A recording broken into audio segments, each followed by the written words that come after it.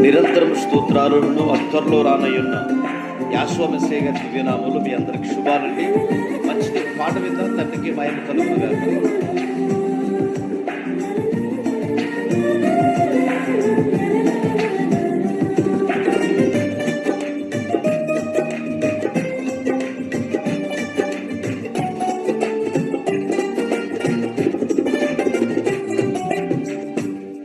సమీపించరాని తేజస్సులో వసింపవాడవైనా మా సమీపమునకు దిగి వచ్చినావు. నీ ప్రేమ వర్ణింపతరమా, సమీపమునకు దిగి వచ్చినావు. నీ ప్రేమ వర్ణింపతరమా. మెస్సయ్యా నీ ప్రేమెంతో బలమైనది. మా మెస్సయ్యా నీ కృపయంతో విలువైనది. నీ ప్రేమెంతో బలమైనది. మెస్సయ్యా నీ కృపయంతో విలువైనది. సమీపించరాని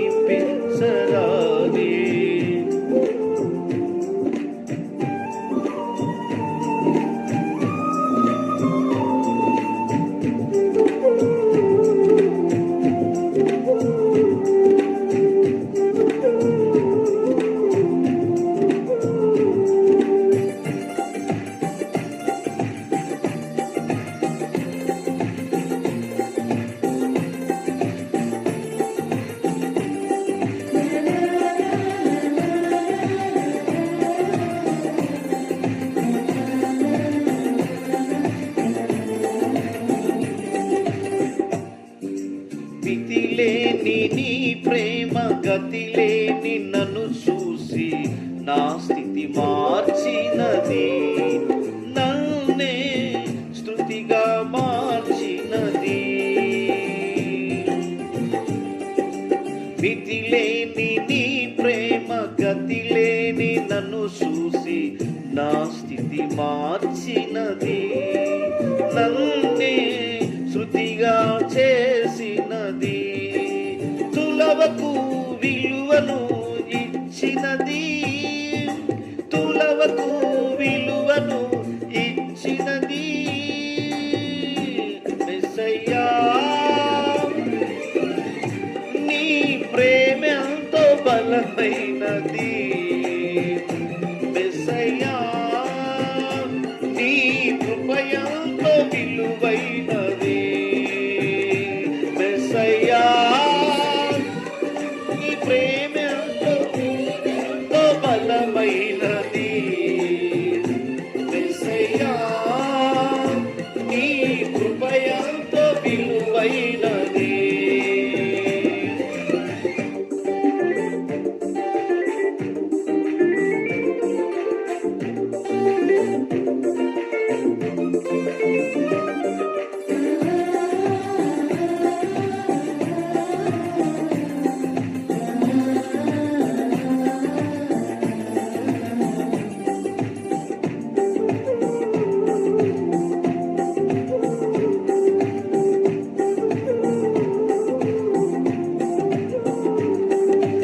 అరయందు నీ నుండి చెరయందు పడియుండ పరమందు చూసితివే. నన్నే పరమందు చేర్చితివి.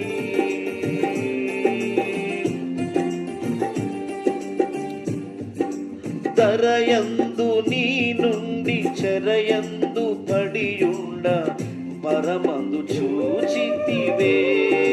నన్ను పరమందు చేర్చితివే. తుదకకు కరుణను నొసగితివి. తుదకు కరుణను నొసగితివి. మెస్సయ్యా నీ ప్రేమెంతో బలమైనది. మెస్సయ్యా నీ కృపయంతో విలువైనది మెస్సయ్యా, నీ ప్రేమెంతో బలమైనది మెస్సయ్యా, నీ కృపయంతో విలువైనది. సమీపించరాని తేజస్సులో వసించవాడవైనా మా సమీపమునకు దిగి వచ్చినావు, నీ ప్రేమ వర్ణింపదరమా. మా సమీపమునకు వచ్చినావు, నీ ప్రేమ వర్ణింపదరమా. మెస్సయ్యా, నీ ప్రేమ ఎంతో బలమైనది మెస్సయ్యా, నీ కృప ఎంతో విలువైనది మెస్సయ్యా, నీ ప్రేమ ఎంతో బలమైనది మెస్సయ్యా, నీ కృప ఎంతో విలువైనది కృప ఎంతో విలువైనది విలువైనది. చాలా శ్రేష్టమైన సమయానికి వచ్చేసాం. ప్రియ సహోదరి సహోదరులారా, పరిశుద్ధ గ్రంథమైన బైబిల్లో నుండి కొన్ని మాటలు మనం విందాము. భక్తుడైన దావీదు రాస్తూ ఏమంటాడంటే 5వ అధ్యాయం 12వ వచనంలో ఒక శ్రేష్టమైన బలమైన వాక్యం తెలియపరుస్తుంది. శ్రద్ధతో ఈ వాక్యాన్ని మనం విందాం. త్వరగా మన వాక్యాలు చదువుదాం. దానికి ఈ వాగ్దానాలన్నీ కూడా తండ్రి దీవించును గాక. ఈరోజు మనకి ఈ వాగ్దానాలని ఎంతో విలువైనవి. చదువుదాం ఒకసారి.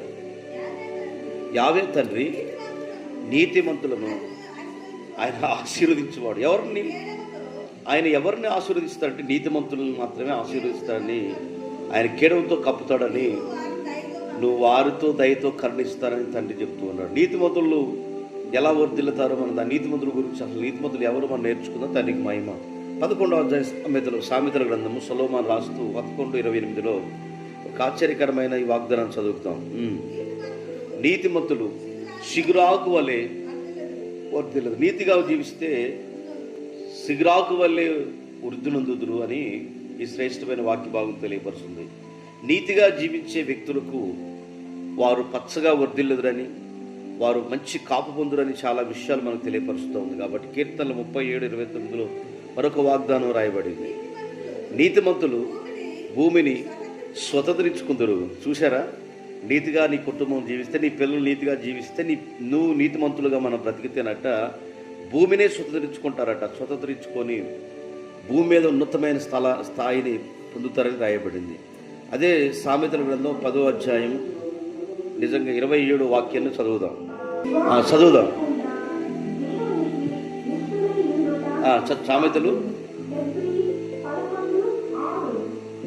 సామెతల గ్రంథము 10వ అధ్యాయం 27 వాక్యం. నీతిమంతులు నిత్యం నిలుసు కట్టడం వల్లే ఉంటారని రాయబడింది. అదే సామెతలు 15:6. నీతిమంతులు కట్టడం వల్లే ఉంటారట. త్వరగా చదువుకున్న తర్వాత కొంచెం జాగ్రత్త. నీతిమంతులు ఇల్లట గొప్పదన్నదని 15వ అధ్యాయం రాయబడింది 15:6లో. అదే సామెతలు 10:25లో నిత్యం నిలుసు కట్టడం వల్ల ఉంటాడట. నీతిమంతులు కట్టడం వల్ల ఉంటాడట. అధికారం కలిగినట్టు పచ్చగా ఉంటారని రాయబడింది 13వ అధ్యాయం సామెతలు 9వ వచనం. నీతిమంతులు ఎలుగు తేజరిల్లుదురని రాయ, వెలుగు ఎప్పుడు ప్రకాశించుతుందని రాయబడింది 10:3 సామెతలు. చదవండి 10:3. నీతిమంతుడు ఎప్పుడు కదిలించబడ్డని రాయబడింది 11వ అధ్యాయం 8వ వచనం. అదే సామెతలు. నీతిమంతులు బాధ నుండి తప్పించబడుదురని సొలొమోను రాస్తూ 12వ అధ్యాయం 3వ వచనం. నీతిమంతులు ఏరు కథ ఏమాత్రం కదదండి. ఈ వాగ్దానాలు మీరు వింటున్నారు ప్రియ సహోదరులారా. చివరిగా 28వ అధ్యాయం నీతిమంతుల గురించి 1వ వచనం. నీతిమంతులు సింహం వల్లే ధైర్యంగా ఉంటారట. మరి నిజంగా ఎవడు తరవకుండా సాతాను పారిపోద్దట. నీతిగా నువ్వు జీవిస్తే ఎన్ని ఆశీర్వాదాలు, ఈ యొక్క వాగ్దానాలన్నీ కూడా నీకే వస్తాయి. కనుక నీ కుటుంబం, నీ పిల్లలు ఎలా ఉన్నారు? అమ్మ బాబు, మిమ్మల్ని అడుగుతున్నాను, ఈరోజంతా ఎలా గడిచింది? తండ్రి యొక్క సన్నిధిలో, తండ్రి యొక్క కృపలో నీ కుటుంబం నీతిగా బైబిల్ చదువుకున్నారా? ప్రార్థన చేసుకున్నారా ఆయన సన్నిధిలో? ఎలా ఉన్నారు? ఒక నీతిగా ఉన్న కుటుంబం ఎవరంటే తండ్రి యొక్క ఆజ్ఞలు పాటించేవాడే నీతిమంతుడు. హల్లెలూయా. తండ్రి కట్టడలో పాటించేవాడు, తండ్రి యొక్క ఆజ్ఞను తూచా మేరకుండా పాటించే వ్యక్తులు నీతిగా జీవిస్తారని లేఖనం రాయబడింది. గ్రంథాన్ని అనుసరించి, పెద్దలను అనుసరించి, బైబిల్లో రాయబడిన మాటలు అనుసరించి నడిచేవాడు మాత్రమే నీతిగా జీవిస్తారు. వాళ్ళు పవిత్రులుగా, గొప్పవాళ్ళుగా ఉంటారు. వాళ్ళు సిగురాకు వలె ఉంటారు, వృద్ధులవుతారు, ఇంటి వలె కట్టబడతారు. నిజంగా నీతిమంతులు ఎవడో నిజంగా కదలించబడలేరు. కనుక భూమిని స్వతంత్రించుకోవడమే కాకుండా వారిని ఆశీర్వదిస్తారని రాయబడింది. అబ్రహాం నీతిగా జీవించాడు, తన కుటుంబాన్ని ఆశీర్వదించి తన గర్భాన్ని నిజంగా ఇసాక్ గర్భాన్ని యాకోబు కుటుంబాన్ని బహుబలముగా ఇంచుమించు 6 లక్షల పైబడిన జనాన్ని ఆయన గర్భం నుంచి వచ్చింది. కనుక ఈరోజు నీతిగా జీవిస్తే నీ కుటుంబంలో నుంచి ఒక గొప్ప అద్భుతమైన ఒక మంచి నిజంగా సంతానాన్ని నీకు ఇవ్వబోతున్నాడు. ఆశీర్వాదాలు కుమ్మరించబోతున్నాడు. కాబట్టి ఈరోజు నీతిగా జీవిద్దాము, నీతిగా ఆయన మార్గాలను అనుసరిద్దాము. ఆయన ఏదైతే చెప్పిండు లేఖనాల్లో అదే మనం చేద్దాము. అట్టి కృపాధన్యత మనందరి కుటుంబాలు దయచూపించింది. ప్రార్థన చేసుకుందాం.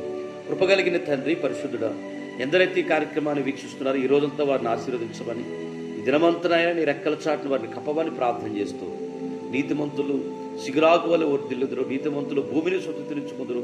నీతిగా జీవిస్తాడు, కట్టడం వల్లే ఉంటాడు, ఎవడో తరవకుండా సాతాను పోతాడు. నీతిమంతుడు సింహం వల్లే ధైర్యంగా ఉంటారని మేము నేర్చుకున్నాం. కనుక మమ్మల్ని అందరినీ ఆశీర్వదించుకుంటూ నింపుతారని, మా కొరకు నువ్వు దిగి వచ్చావు కనుక మా గృహాల చుట్టూ కార్యక్రమాలు వీక్షిస్తున్న ప్రతి వారిని దీవించమని యాశ్వ రక్షకుని దివ్యనామం ద్వారా అడిగి వేడుకున్నాం తండ్రి.